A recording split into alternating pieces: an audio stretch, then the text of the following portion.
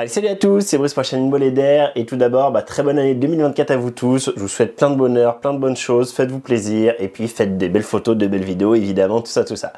Justement, dans cette vidéo, je vais vous parler du changement que je vais opérer en 2024. Je ne vais plus être en Canon en 2024, en tout cas sur le plein format, sur le micro 4 tiers, je reste aujourd'hui en Olympus, en tout cas en OM System pour le moment. Et je vais vous expliquer dans cette vidéo un peu mes raisons et pourquoi j'ai choisi au final la marque que j'ai choisie. Ceux qui ont pu voir le test du justement micro 4 tiers du Panasonic G9 II, j'avais pu vous dire que j'avais été très emballé par ce boîtier, ce qui n'avait pas du tout été le cas par d'autres boîtiers Panasonic comme vous le savez. Mais voilà, ça y est, enfin ils avaient intégré la détection de phase à leur boîtier et clairement ce boîtier permettait de faire énormément de choses. Je vous invite à aller revoir mon test, je vous mets ça en fiche en description. Et je vous disais que c'était au point que je me tâtais vraiment à me le prendre en micro 4 tiers et à passer également en plein format sur Panasonic.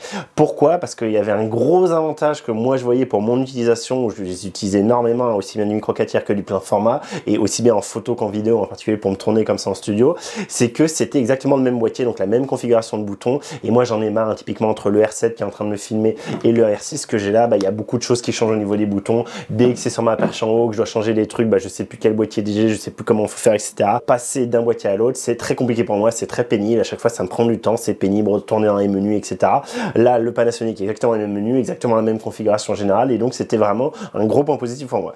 Et donc ce que j'ai fait, je vous avais dit, c'est que j'ai repris le S5 II que j'ai mis à jour, donc j'ai redemandé à Damien s'il pouvait me prêter le sien, il me l'a prêté, un grand merci à lui, et j'ai fait les toutes dernières mises à jour, parce que vous savez, Panasonic a un gros avantage, c'est une marque qui fait beaucoup de mises à jour, et des mises à jour qui servent pour le coup, et j'ai fait toutes les dernières mises à jour en me disant, peut-être que voilà, même si ça reste de la détection de contraste, on va réussir à avoir peut-être un autofocus qui quand même tient un peu la route. J'ai pris en particulier pour un événement, c'était l'anniversaire de ma nièce, donc j'avais pris avec des optiques qui quand même ouvraient pas mal à f1.8 et c'était une cata, vraiment, une cata. C'est pas dramatique, mais c'était pas bon comparé à mon Canon, c'était vraiment pas du tout bon. Plein de moments où j'avais un sujet qui vraiment était seul, était pas compliqué, pas spécialement bien éclairé, mais pas très mal éclairé non plus, et juste il le trouvait pas quoi, vraiment il faisait la mise au point où il fallait pas, soit sur un truc derrière, soit trop devant, et vraiment très compliqué d'avoir l'algorithme qui chope l'œil, mais même le visage à plein de moments, en particulier sur mon fils, très compliqué, et j'ai fait non, clairement ça c'est pas du tout ce que j'aurais avec mon Canon. C'était bien ma conclusion précédente du test du S5 II que je vous mets également en fiche en description, et malheureusement malgré les mises à jour, je pense que ça doit être pratiquement un an plus tard, voire plus, moins, je sais pas, bref, on est pas mal plus tard, je vous dis non, moi aujourd'hui le S5 II n'est pas un boîtier que je pourrais utiliser moi, ni en photo ni en vidéo. L'autofocus est trop à la ramasse, vraiment l'autofocus trop à la ramasse, en particulier en photo. Donc du coup ça a écarté mon idée de potentiellement voilà, je passe chez Panasonic, parce que j'avais quand même vu qu'il y avait quelques objectifs qui m'intéressaient. Il y a un 18 mm f1.8 si je dis pas de bêtises, il y a quelques objectifs sympas chez Sigma qui pouvaient m'intéresser en avec des plages focales assez rigolotes, parce que justement voilà, une des raisons de pourquoi j'en ai marre de Canon, c'était une des raisons qui m'a fait aller et qui aujourd'hui fait que j'en parle, c'est les objectifs. Je vous rappelle, j'avais du Sony en plein format, j'étais passé en micro 4 tiers justement avec Panasonic avant de passer en Olympus OM System, et quand j'étais chez Panasonic, j'ai repris du plein format pour avoir quand même la sensibilité, la montée en ISO qui me manquait en étant repassé au micro 4 tiers.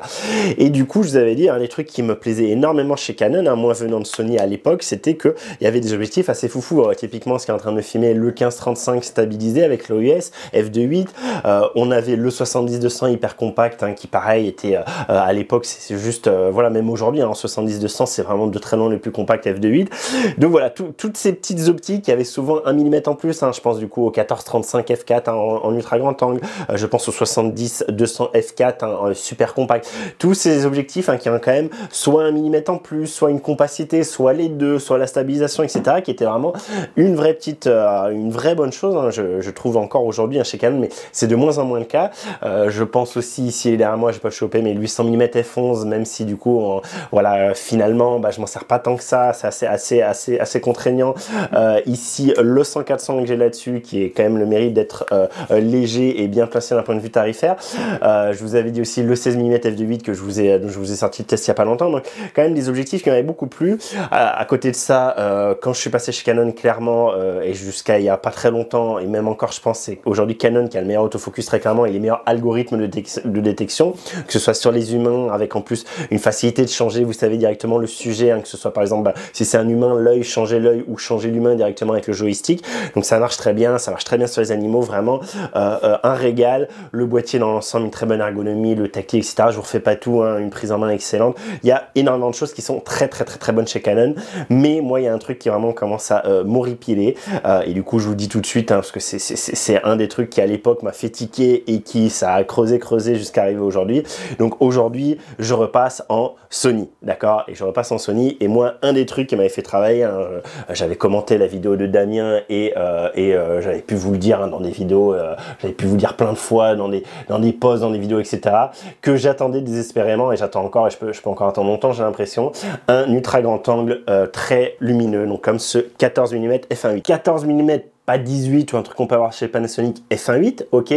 La taille, d'accord, on est ici sur quelque chose qui est vraiment rikiki roudoudou, je vous mets la largeur de ma main, ça fait la largeur de ma main, d'accord. 460 grammes et 1499 €. Donc c'est cher dans l'absolu, mais je peux vous dire que si un truc comme ça sort chez Canon, il va être au moins 2500 €, je vous le dis clairement, d'accord. Donc ça, c'est le premier truc qui m'avait fait dire à l'époque, je pense qu'il y a déjà 2-3 ans à cet objectif, hein, qui m'avait fait dire à l'époque, oulala, ça faut vraiment que ça arrive chez Canon. Espérons, je vous avais dit, hein, j'espère que Canon va être capable de faire un 12 mm, hein, moi j'avais bon espoir qu'ils arrivent à avoir encore un plus grand angle, 12 mm f1.8, peut-être un poil plus gros, mais pratiquement kiff, et j'attends toujours, et là je vous l'ai dit, hein, il y a l'aspect que il me manque cet ultra grand angle pour l'astrophoto, pour quand je suis en ville, quand je suis dans une église, quand je suis dans un musée, des choses comme ça. Et le prix, les prix chez Canon sont abusés. Ce manque de cet ultra grand angle très lumineux pour de l'astro qui n'arrive toujours pas chez Canon, je comprends pas, hein, qui pensent pas aux gens qui font de l'astrophoto, vraiment ça me désespère. On voit, hein, la Canon a sorti le zoom le plus ultra grand angle du monde, hein, sur plein format, avec le 10-20 qui sort, donc c'est un 10-20 f4, mais donc très intéressant, je trouve qu'il est très compact, c'est une merveille cet objectif, il n'y a pas de souci, mais il sort à 2700 €, voilà. Les prix Canon et le manque aujourd'hui, maintenant, à l'heure actuelle, d'objectifs funky et abordables, et en tout cas pas trop cher pour moi, fait qu'aujourd'hui, bah voilà, vraiment c'est ce critère principal qui fait que j'en ai marre de Canon et je repasse chez Sony parce que vous allez voir, hein, je vous montre tout de suite, voilà, hop. Ça, c'était un des trucs que je vous avais dit dans toutes mes vidéos de comment choisir un nouvel appareil photo. Pour moi, le plus important quand on choisit un système, c'est avant tout, évidemment, les objectifs. Et aujourd'hui, autant à l'époque, je trouve que Canon était en avance, autant aujourd'hui, je trouve que Canon est très en retard, et en particulier à cause de sa monture fermée. Voilà, on sait que potentiellement, il va y avoir peut-être un ou deux objectifs tierces qui vont être sortis, mais clairement, ça va pas être une vraie ouverture de monture. Ils n'ont pas intérêt. De toute façon, ils vendent leurs objectifs comme des petits pains malgré le prix. Donc, évidemment qu'ils vont continuer tant qu'ils continueront à se gaver. Aujourd'hui, c'est le cas. J'en ai marre, hein, je vous l'avais dit plusieurs fois, j'en avais marre de raquer autant avec Canon. Voilà, je passe le cap, hein, et je vais vous donner d'autres raisons, hein, qui font. Mais la raison principale, c'est ce manque d'objectifs rigolos. Vous savez, moi, j'adore, par exemple, mon 8-25 mm f4, donc un équivalent 16-50 mm en micro 4/3. J'adore mon 12-100, donc un équivalent 24-200 mm f4 en micro 4/3. C'est ce genre de focale-là, ce genre de zoom très rigolo qui me plaisent. Et à côté de ces zooms très rigolos pour le plein format, je veux également des choses qui ouvrent beaucoup, parce que si moi j'ai un plein format, c'est principalement pour la montée en ISO, la sensibilité. C'est vrai que moi qui suis pas du tout prime, hein, vous le savez, je vous ai toujours dit, moi mon kiff c'est les zooms, hein, j'aime la polyvalence des zooms, de pas avoir à me bouger moi, mais que ce soit l'objectif qui bouge, mais quand même, hein, dans cette recherche de sensibilité ultra lumineux, parce que c'est l'intérêt principal que j'ai à avoir un plein format en parallèle de mon micro 4/3, j'ai le 14 mm f1.8 pour l'astro, pour l'intérieur, pour l'ultra grand angle, etc. Et ici, le Sigma 85 mm f1.4 qui quand même est une sacrée merveille. Donc comme sur le Sony, alors ça je vous ferai les tests un peu détaillés, mais on va avoir une bague d'ouverture qu'on va pouvoir cranter, décranter via un switch. Ça va être exactement pareil ici sur le Sigma aussi très compact, alors plus dense parce que donc il a un bouton pour hop release le pare-soleil, plus dense parce qu'il est tout en métal, Vous voyez, pareil, regardez la taille, voilà, c'est ridicule, 85 mm f1.4 en prix tarif sort à 1099 €, sachant qu'on le trouve très souvent en promo et au marché gris, il est encore moins cher. Je vais vous dire, hein, si je pouvais avoir un équivalent chez Canon, combien ça me coûterait? Le 14 mm, il n'y a pas d'équivalent chez Canon, hein, tout simplement, d'accord, le mieux qu'on puisse avoir, bah, c'est aujourd'hui le 15-35 f2.8, d'accord, le plus grand angle, plus lumineux possible, c'est mon 15-35 f2.8, il n'y a pas plus grand angle, il n'y a pas plus lumineux. Sur le 85 mm, il existe le 85 mm f2 qui est bien placé, qui a un prix de 650 € avec le moteur STM dont je vous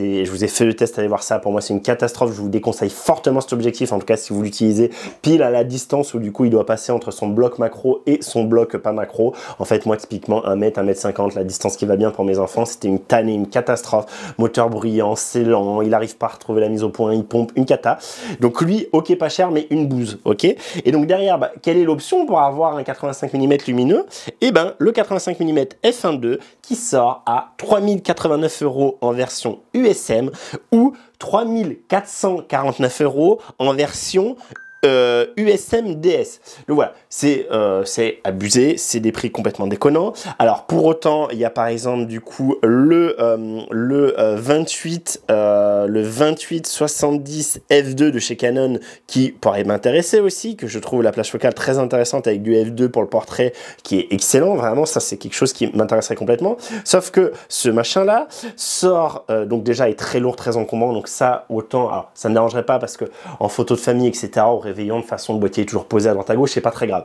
Mais bon, il est quand même très encombrant, très lourd, et surtout, il sort à 3389 €. Voilà, Canon, c'est ultra cher, vraiment c'est ultra cher.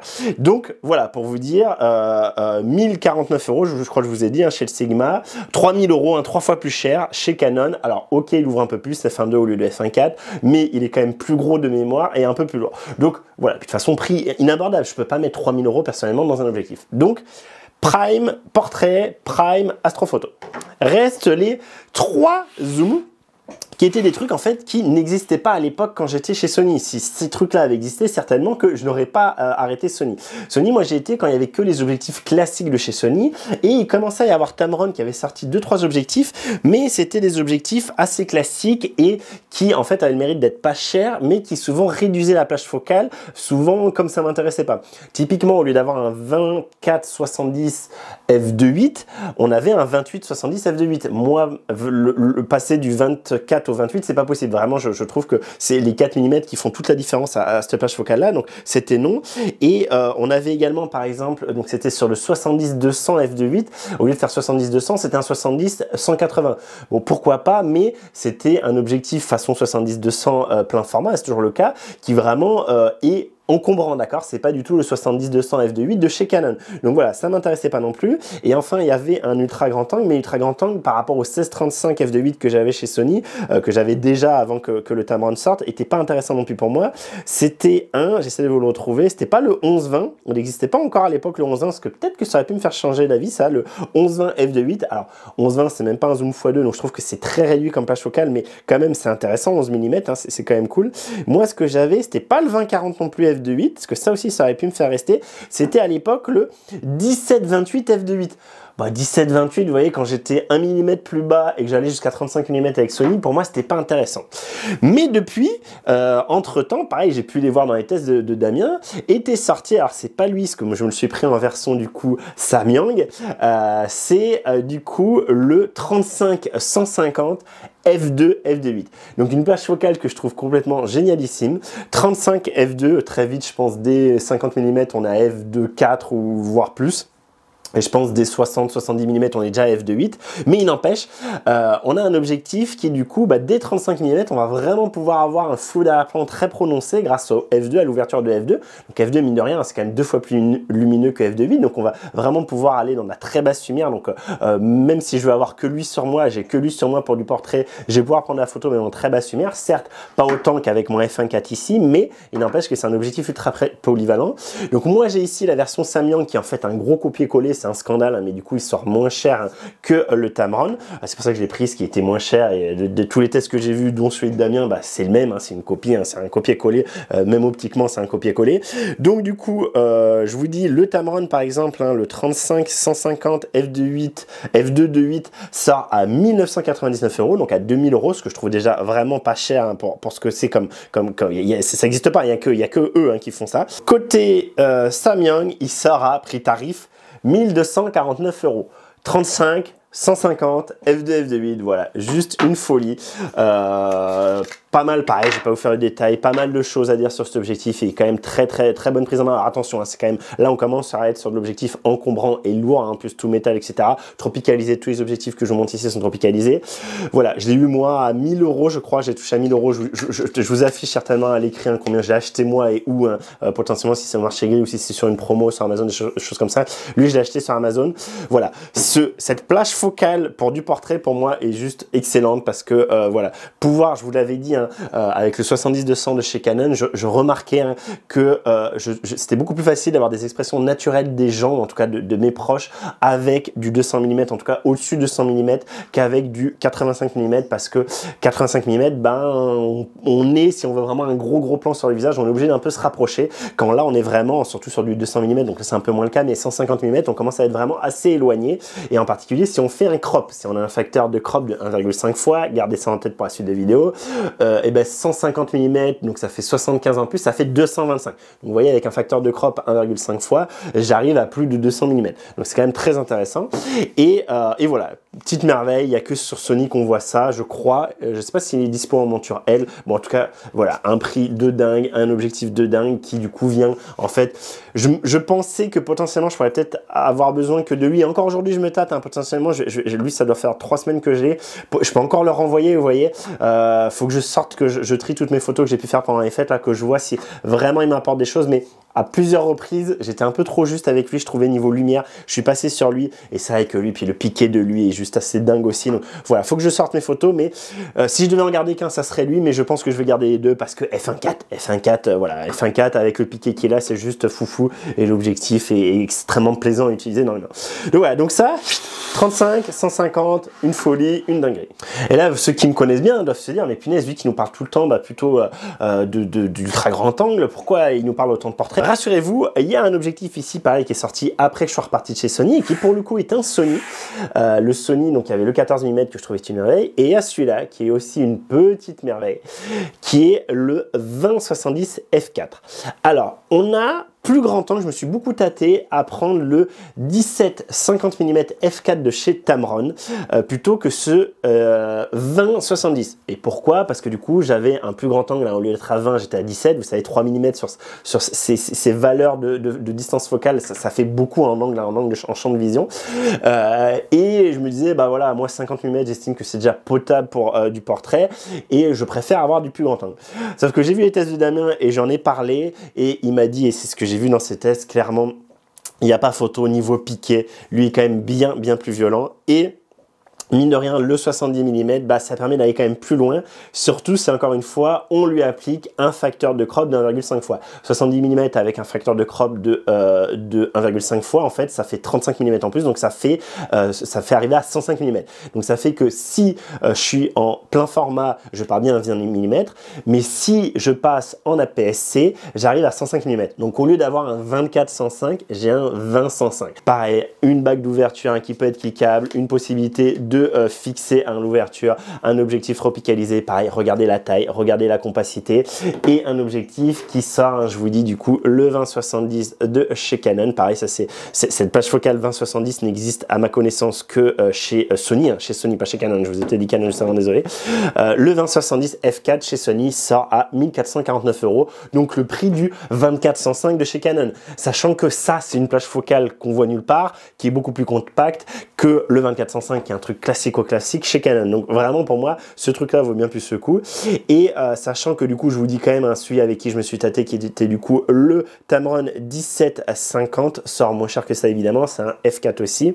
Le 1750 sort à 829 €, d'accord? Donc ça peut être vraiment une très bonne option, hein. Et donc reste ce dernier objectif qui est en fait mon plus grand zoom, hein, que je vais avoir certainement en plein format, qui est ici quelque chose qui va aller jusqu'à 400 mm. Donc ça vient concurrencer entre guillemets le 100-400 ici que j'ai chez Canon. Donc sachant que ça c'est le 100-400 vraiment pas cher, qui je trouve une des optiques qui est vraiment très intéressante chez Canon, parce que pour le coup c'est un très bon rapport qualité-prix.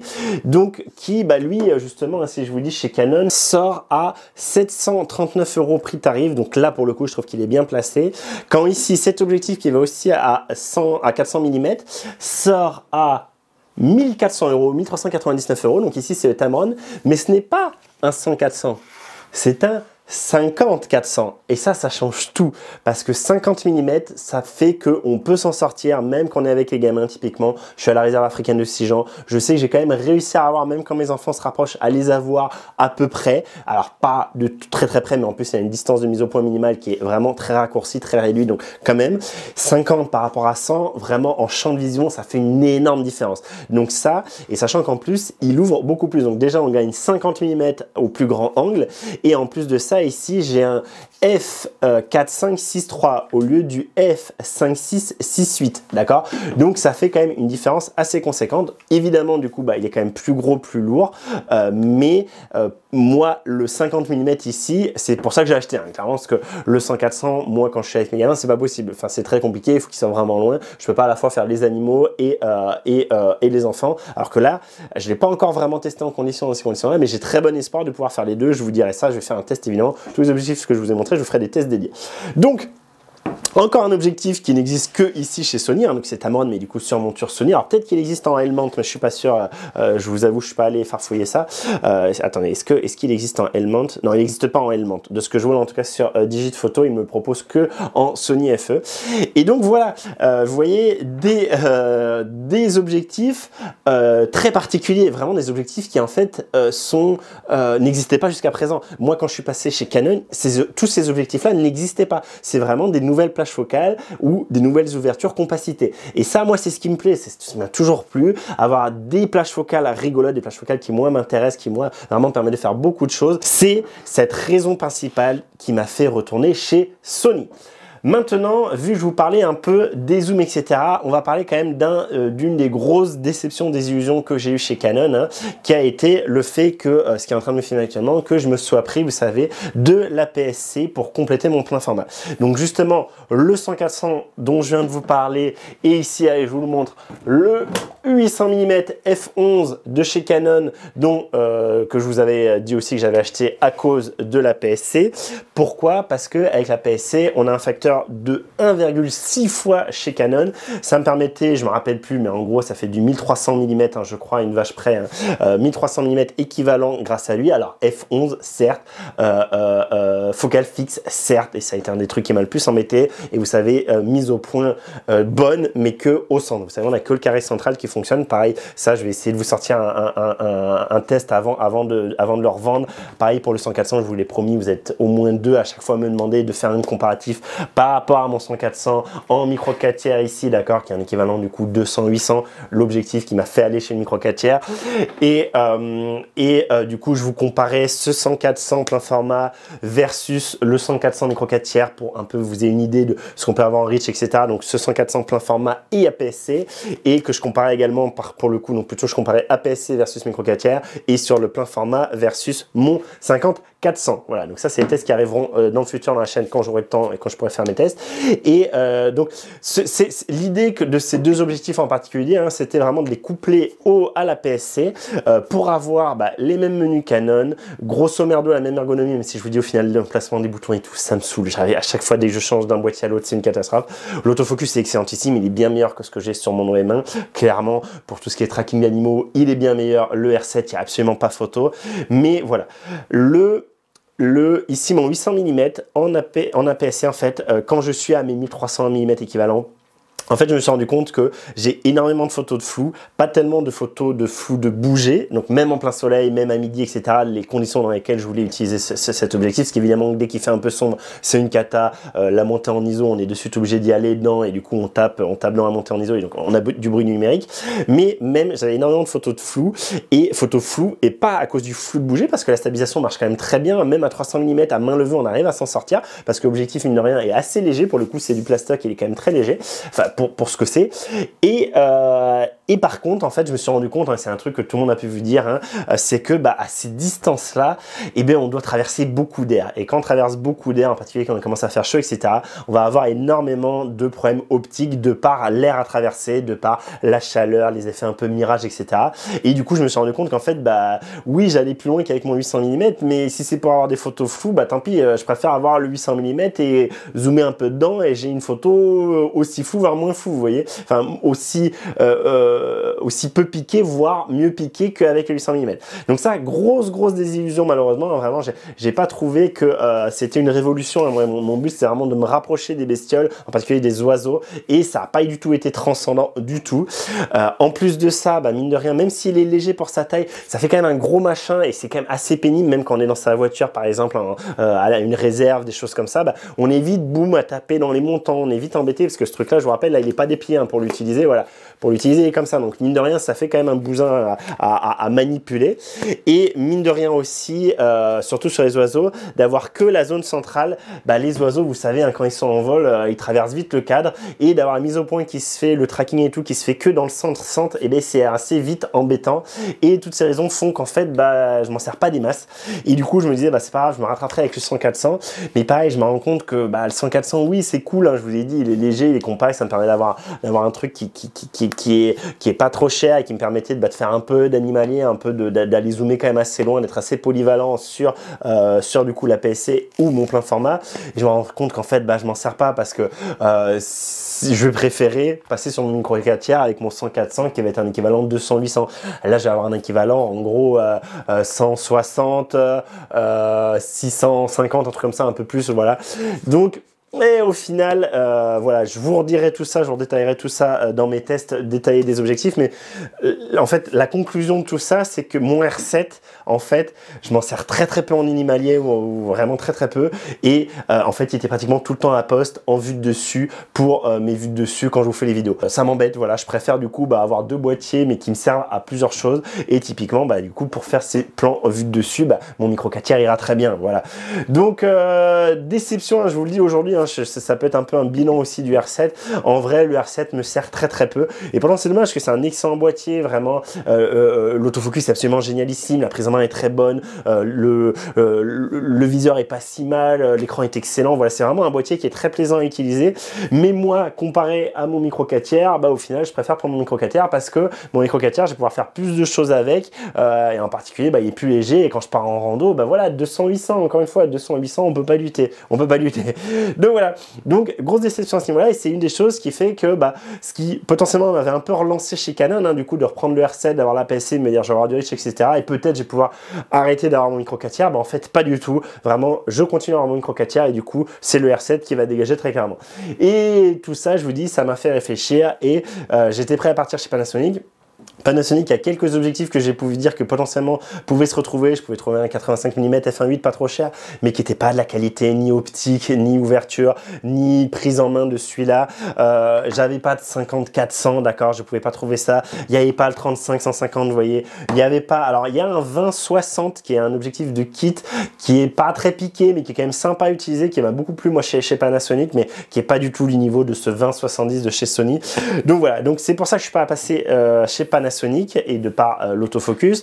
Je ne suis pas allé chez Nikon parce que vous savez, Nikon, à chaque fois je m'y penche un peu, les objectifs ne m'intéressent pas spécialement. À chaque fois, les peu de tests que j'ai pu faire, hein, j'ai pas été transcendé par la marque. Hein. Dites-moi en commentaire si vous trouvez que j'ai tort et que peut-être vous avez des objectifs que je vous cite, hein, vous avez quelque chose de tout à fait équivalent, pas cher et qui pourrait me convenir, mais de ce que je vois, oui, la monture, on a certaines marques qui vont dessus, mais typiquement, je crois pas que Tamron aille trop chez Nikon. On va avoir du Sigma, ça sans problème, mais on va pas avoir trop des trucs rigolos. Ça va être plus pour potentiellement sur la L-mount. Hein. Je trouve que du coup Panasonic avec cette alliance L-mount, mine de rien, est quand même intéressant. Et mais c'est pas aussi intéressant que voilà, Sony qui vraiment étaient les premiers à vraiment aller sur l'hybride, ont été de suite à ouvrir leur monture et voilà, et du coup ce qui a permis tous ces nouveaux objectifs funky, rigolos, les Tamron, hein, pas cher en plus par rapport qualité-prix absolument excellentissime. Et voilà, et c'est pour ça qu'aujourd'hui je repasse chez Sony. Et je vous l'ai toujours dit et beaucoup vous le disent, pour moi quand vous allez sur un nouveau système, hein, le truc qu'il faut regarder en premier, c'est les objectifs, les plages focales que vous allez avoir, les ouvertures que vous allez avoir, les utilisations possibles que vous allez pouvoir en faire à un budget donné, d'accord? Parce que chez Canon, il y a énormément de choses très intéressantes, mais voilà le budget. Si j'avais budget limité, je me serais pris le 85 mm f1.2, il n'y aurait pas eu de souci. Je me serais pris le 28-70 f2, je pourrais aller sur les zooms, sur un 100-400 f4.5, je sais pas quoi, je pourrais aller sur le 10-20 f4, mais j'aurais quand même pas d'ultra grand angle, ultra lumineux. Pour vous dire, en prime. Donc, vous voyez quand même, hein, merci Sony très clairement. Et donc ça, c'est pour l'aspect objectif. C'est vraiment ça principalement qui me fait retourner chez Sony plutôt que ailleurs. Et ce que je vais faire, c'est qu'en fait, je vais m'arrêter là sur cette vidéo. Cette vidéo vous aura expliqué pourquoi je retourne chez la marque Sony. Et je vais vous faire une autre vidéo pour vous expliquer pourquoi je vais chez Sony, oui, mais je vais chez l'A7R5 et pas un autre. Sachant quand même, je vous le redirai dans l'autre vidéo, mais un des trucs, que ça a trait à la marque, pourquoi être parti sur l'A7R5, c'est parce que c'est un des rares boîtiers chez Sony qui a le dernier autofocus. Et vous savez, au Sony, hein, par exemple sur l'A7 IV, l'autofocus était quand même très à la traîne par rapport à Canon. Et moi, je me suis habitué, je veux pas avoir un autofocus à la traîne. Et donc, on a en particulier avec l'A7R5, on a tout ce qui est, vous savez, le truc intuitif qui disait que même de dos, vous savez, que les petits bâtons où il arrive à reconnaître plus facilement les corps, etc. Et ça marche très très bien. On est au niveau de Canon, en gros, sur les humains, il n'y a pas de souci. Je vous détaille tout ça dans l'autre vidéo, mais pour vous dire pourquoi la 7R5, évidemment pour les 61 millions de pixels, l'aspect haute résolution, 61 millions de pixels, même quand on crop, on est à 20 millions de pixels, 24 millions de pixels, donc plus que mes 20 millions de pixels sur mon OM1 et à peu près, je crois que je suis à 26 millions, 24 millions aussi sur mon R6, d'accord? Donc voilà, juste dingue, d'accord, avec un facteur de crop 1,5 fois directement, hein, quand sur mon R6, je crois que j'arrive à 12 ou 15 millions de pixels, hein, c'est vraiment très très faible pour le coup, non, 12 millions de pixels je crois. Donc là, même avec le crop, on a une photo utilisable directement telle quelle, d'accord? Mais du coup, si je reviens à pourquoi je vous dis ça maintenant dans l'aspect marque, c'est que Sony, un de leurs gros défauts, c'est que le boîtier, quand vous l'achetez, vous savez que c'est comme ça qu'il sera à vie, d'accord? Je vous prends l'exemple de Damien qui est à l'A9-2 ou l'A9 ou l'A1. Et la 1 aujourd'hui, plutôt, je crois que c'est la 1 qu'il a, mais même la 9.2, hein, aujourd'hui, n'a pas l'autofocus qu'a la 7R5. Aujourd'hui, pour avoir cet autofocus-là, le dernière itération des algorithmes de détection, c'est soit la 7R5 qui est le premier à l'avoir eu, soit la 7C2, donc l'équivalent de l'A7 IV, mais en plus petit, mais qui a en plus le nouvel autofocus que n'avait pas la 7 IV. Ça, je vous en parlerai sur pourquoi j'ai choisi la 7R5 et pas la 7 IV, typiquement, que j'avais pu pourrir à l'époque à sa sortie.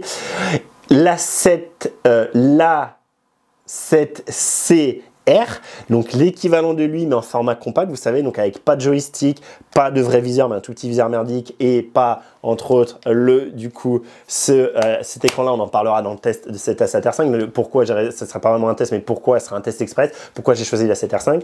Et le dernier boîtier qui va avoir cet autofocus vraiment, qui en fait est le seul autofocus qui est au niveau de Canon aujourd'hui, c'est la 9.3, donc avec un global shutter et qui sort du coup à 7 000 €, un truc comme ça, ok? Donc si je suis allé sur la 7R5, c'est en particulier pour cet autofocus. Et pourquoi? Parce que je sais aujourd'hui chez Sony, et malheureusement on le voit sur tous les boîtiers, que Sony, les mises à jour, c'est pas ça, c'est une catastrophe. Sony, vous achetez un boîtier, il va pas bouger, d'accord? Donc ça, il faut vraiment que vous l'ayez bien en tête. Contrairement à Panasonic par exemple, où Panasonic c'est juste dingue tout ce qui pousse dans les mises à jour. Vraiment, on a un boîtier qui 3-4 mois après va complètement différer de ce qu'il était à sa sortie de par les mises à jour. Contrairement à Canon qui mine de rien petit à petit rajoute des mises à jour dedans. Vraiment, c'est de mieux en mieux à ce niveau-là. Et au début c'était pas ça, mais c'est vraiment aujourd'hui il y a de plus en plus de mises à jour qui sont mises dedans, et c'est pas des mises à jour petits kiki, c'est des vraies mises à jour, donc bien joué Canon, c'est cool. Nikon, je crois, sont pas mal non plus sur la mise à jour, hein. Vous savez, moi, Nikon, c'est plus compliqué, c'est vraiment pas une marque que je suis trop. Mais Canon, pardon, Sony, c'est une catastrophe. Typiquement, hein, vous savez, la dernière, le dernier scandale en date, où pour avoir la grille des tiers sur un des boîtiers, il faut payer une mise à jour, il faut faire une mise à jour payante à 120 balles, un truc comme ça, j'ai plus les prix en tête, mais de toute façon, c'est aberrant. C'est pour avoir les grilles de tiers, un autre truc, une autre grille, je crois. C'est juste abusé, c'est complètement scandaleux, vraiment. Et donc, ça, j'aime pas du tout chez Sony, et ça m'embête, mais heureusement, aujourd'hui, tel qu'est le boîtier aujourd'hui, il me va bien. C'est pour ça que j'ai pu le tester, parce que c'est celui de Damien, et je voulais le tester pour être sûr, hein, l'ergonomie, etc. Tout ça, je vais vous en parler justement dans la prochaine vidéo qui viendra sur la chaîne. Donc, si ça vous intéresse, n'hésitez pas à vous abonner, activer les notifications. Moi, je vous dis merci d'avoir regardé cette vidéo-là, j'espère qu'elle vous a plu. Si c'est le cas, n'hésitez pas à la liker et la partager. Si vous avez des remarques, des questions, des commentaires, comme d'habitude, bah, justement la section commentaires est là pour ça. Je réponds normalement à tout le monde, hein, j'aime bien échanger avec vous parce que il y a peut-être des choses que j'ai pas vues. Donc dites-moi ça en commentaire. Et sur l'aspect marque, hein, restons sur l'aspect marque dans cette vidéo. L'aspect boîtier arrivera dans l'autre vidéo. Et puis voilà, moi je vous laisse là. Je vous dis à très vite pour une prochaine vidéo, en particulier sur le boîtier en lui-même. D'ici là, portez-vous bien, faites de belles photos, de belles vidéos et encore bonne année 2024. Allez, salut.